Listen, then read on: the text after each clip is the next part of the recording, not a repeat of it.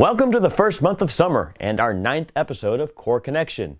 I'm Patrick Bloodgood, and as was the case with the previous 8 episodes, I'll be taking you around the globe to highlight what your U.S. Army Corps of Engineers is doing.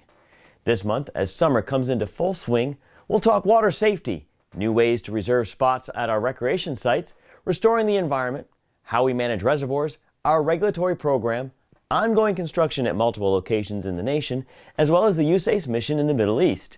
And last but not least, a fish rodeo that brings a major economic impact to one small town in Oklahoma. All those items coming up in this edition of Core Connection.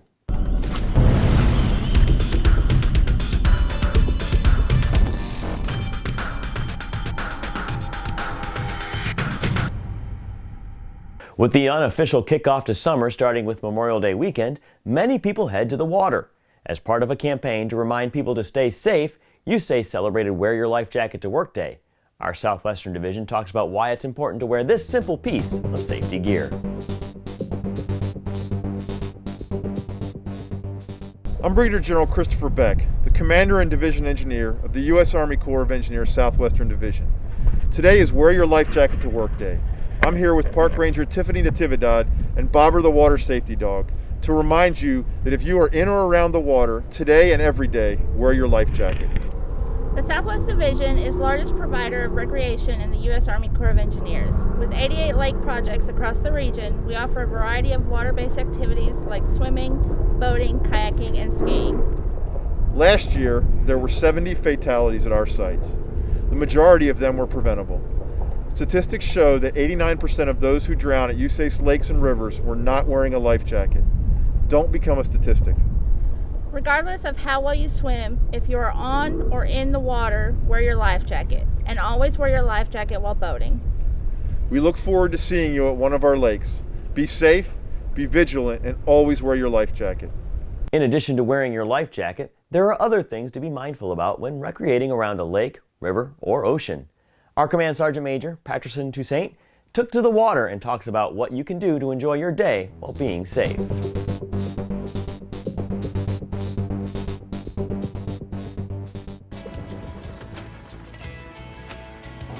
I'm Command Sergeant Major Patricen Toussaint with the U.S. Army Corps of Engineers.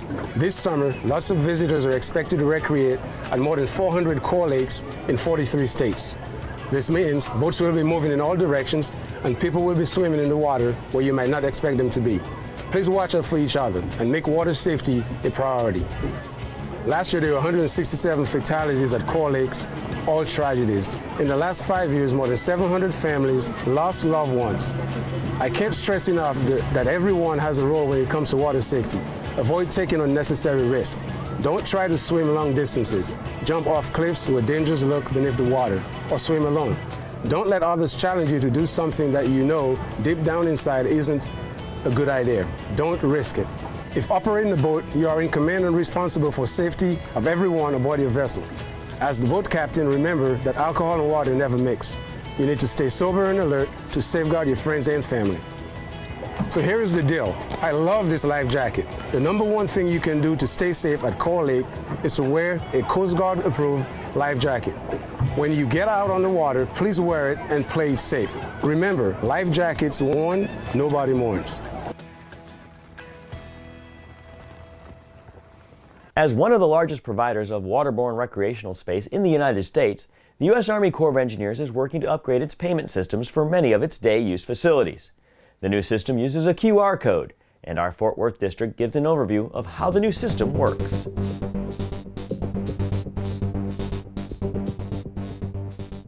Hello, I am Park Ranger Dave McCann with the U.S. Army Corps of Engineers. Some Corps of Engineers lakes have recently started a new QR code payment method for fees at day-use facilities such as picnic sites, beaches, and boat ramps. I am here in Central Texas at Fort Worth District's Granger Lake with a short how-to video on how to use this new payment method. When you visit select Corps of Engineer recreation sites, you will see a sign with a QR code and instructions on how to complete the payment. With the use of a smartphone, activate your camera and point it at the QR code on the sign. Click on the link and select which your activity pass you would like to purchase. From there, you will fill out your name, email, and license plate number. Once you add this to your cart, you will need to log in to your recreation.gov site or create a one-time account to make your payment. Once this is completed, you will receive an email confirmation that shows you are now paid. If you purchase the annual pass, you will need to pick up the pass at the park or the project office. Purchase of the annual pass will not only save you time and money, it will allow you to start enjoying the lake sooner after the initial purchase. The purchase of an annual pass does not guarantee entrance if the facility is full. If you do not have a smartphone or need assistance, contact the local Corps of Engineers office. Let's put on our life jacket and go enjoy the lake.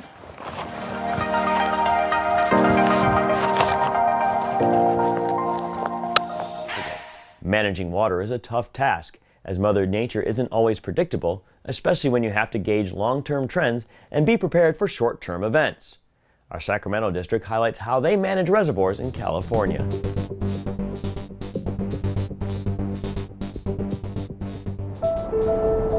Reservoir operations are a difficult balancing act of knowing when to conserve water and when to release water.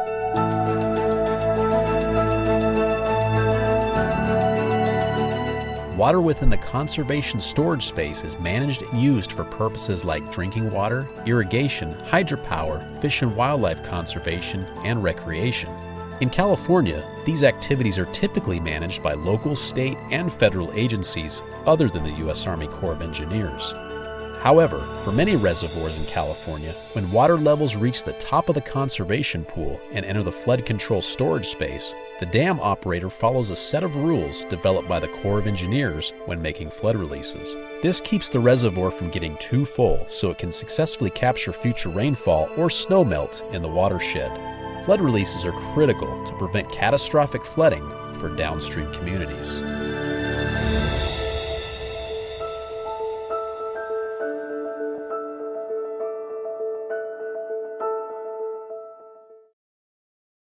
Beyond trying to manage reservoirs for inflows and outflows, USACE works to provide habitat for natural species within the lakes it manages. For the fish in Lewisville Lake, Texas, new fish reef structures are being deployed to enhance their environment.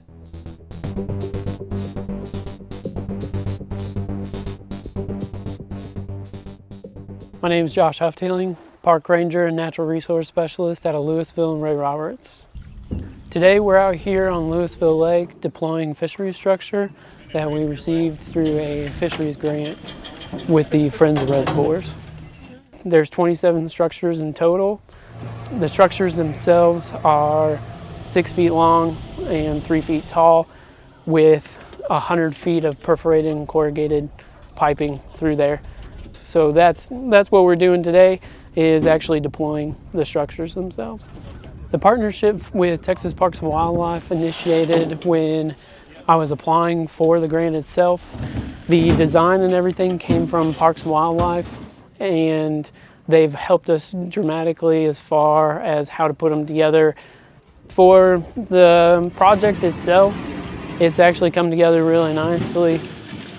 The goal was just to improve and better the habitat to include these fish structures, and honestly, for these fish structures will be really beneficial for the fishermen themselves. In Rochester, New York, the Buffalo District is busy constructing the Rochester East Pier project that will protect the marina and maritime community from the waves of Lake Ontario, which can be whipped into a frenzy and destroy boats, docks, and other shoreline structures.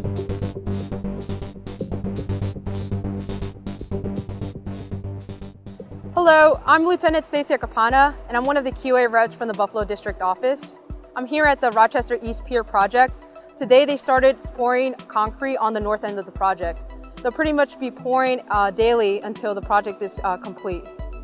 This pier is essential to the community because it provides maritime trafficability and helps dissipate waves for the local marina. Actually on my right, there's another pier very similar to it, and there's several people enjoying the sunny day, walking the entire length of the pier and fishing. I know when this project is complete, many people will enjoy doing the same thing on this pier, and I know the local community cannot wait until it opens up.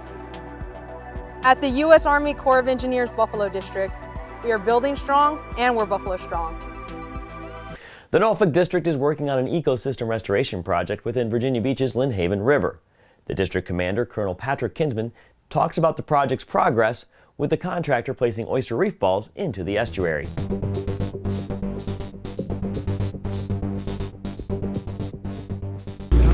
Hey guys, Colonel Kinsman here, Commander Norfolk District. I'm on site on our Lynnhaven River Ecosystem Restoration Project. Hugely important project as part of our Chesapeake Bay Restoration Program. 2014, there was an executive order, and Lynnhaven River is one of the 10 tributaries, 5 in Maryland, 5 in Virginia, and honored to be working on this important project. So here, it's a 3-phase project. We've got submerged aquatic vegetation, we've got wetlands, and we've got reef habitat. I'm on the reef habitat site working closely with our contractor Seward Marine, and I'm on site here with Clint Robertson, project superintendent, and they're just doing a fantastic job. So Clint, how are we doing? We're doing great. We're averaging 1,000 balls a day. We haven't had one incident, anybody's been hurt. Everything's been going smooth. We're doing as fast as we can do it, doing as best we can do.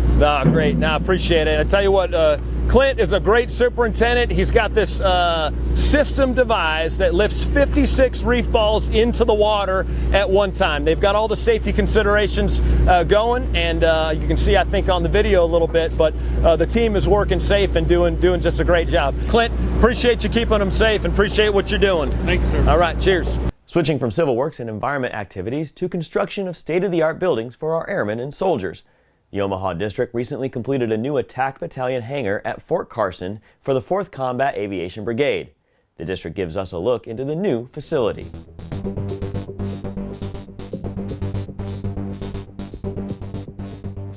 Hi, I'm Justin Schursberg, USACE Omaha District. I work at Fort Carson Resident South Office. On this project, I was the contracting officer representative. The facility was constructed for the 4th Combat Aviation Brigade. It's a USACE Omaha District design. It's a 103,000 square feet hangar that consists of administrative, shop, storage, and hangar space. It houses roughly 350 permanent soldiers. The hangar bay can house 6 Apache helicopters. It also consists of 112,000 square yards of airfield apron that tie into the taxiway and ultimately the runway. In addition to the airfield paving, the project also included a parking lot that can accommodate 110 vehicles, and it is located across the road, so it also includes a 145 linear foot pedestrian footbridge. Notice to proceed was October of 2017. This hangar is actually a mirror of a previous hangar, the Salt hangar. Some of the challenges or differences is this hangar was built on an existing footprint of another hangar. So the first operation was to demolish an existing hangar, remove the foundation, and then start with the new hangar from the foundations up. So my job really entailed reviewing submittals, RFIs, running the pre-construction meeting, negotiating mods, identifying change orders. A modification is any change you have to make during construction to the contract documents. So if there's a differing site condition, if there's some engineering changes that need to be made to allow the building to be functional, everybody in our office worked really hard to get this thing done. So yeah, seeing a ribbon cutting, seeing the soldiers move in, that's very rewarding, you know, especially in this job construction. You get to see it built, but then it's a benefit even more to seeing it get used. Our construction mission doesn't stop at our borders. USACE is busy working on facilities across the globe. Our Middle East District gives you this complete overview of their mission supporting our troops and assisting nations abroad.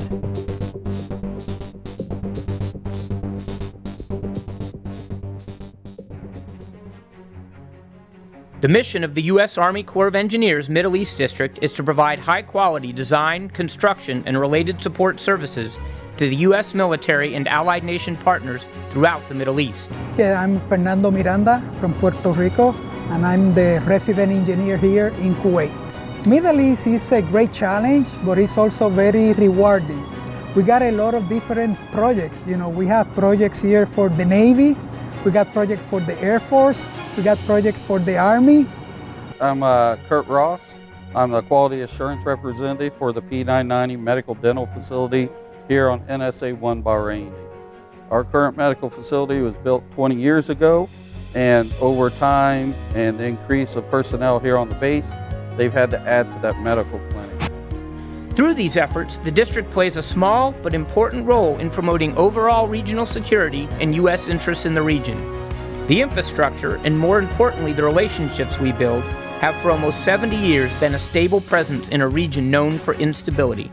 Our mission partners choose us because they not only get the Middle East District's expert team of credentialed professionals, but the expertise and reputation of the entire U.S. Army Corps of Engineers. Our mission partners choose us because they know we will execute quality programs on time and on budget, because we are not out to make a profit, so we're committed to doing what's best for them. He established a relationship with the contractor, as in safety is number one. I think they appreciated the fact that they understood that we cared about the people here. And finally, our mission partners choose us because from large-scale construction projects valued in the hundreds of millions and critical to national security to everyday small-scale procurements, they count on us to get the mission done. We understand that we're not building facilities, but capabilities, and we continue to be the go-to organization for engineering, construction, and support services in some of the most challenging construction environments in the world. Back stateside, a fishing rodeo means big dollars for one small community and a full campground in Oklahoma.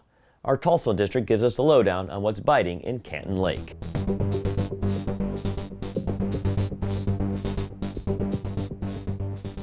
At Canton Lake, the weekend after Mother's Day is Walleye Rodeo weekend. For the town of about 600, it's a major economic event, and for the Canton Lake office, it's a major recreation weekend. Across the state, Memorial Day weekend is usually the kickoff, but for Canton, this time of year, early May, this Walleye Rodeo is our first holiday weekend. Recreation, our campgrounds are full.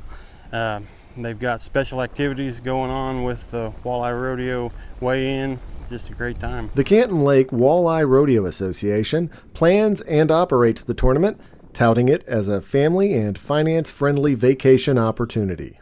And this is our 54th annual Walleye Rodeo, so yeah, it's a big thing. We have people that maybe came out when they were 1 or 2 years old that are now 50 years old. They're still coming out and they're bringing their family. It's a great family vacation. It's not expensive. I mean, a couple $100 you could make it through the weekend, you know, and so it's affordable for most people. Reporting from Canton Lake, I'm Brandon Parrish, U.S. Army Corps of Engineers, Tulsa District. That wraps up another episode of Corps Connection. We'll be around next month to give you the 411 on all things USACE. Until then, stay safe and enjoy the warmer weather. This has been Corps Connection.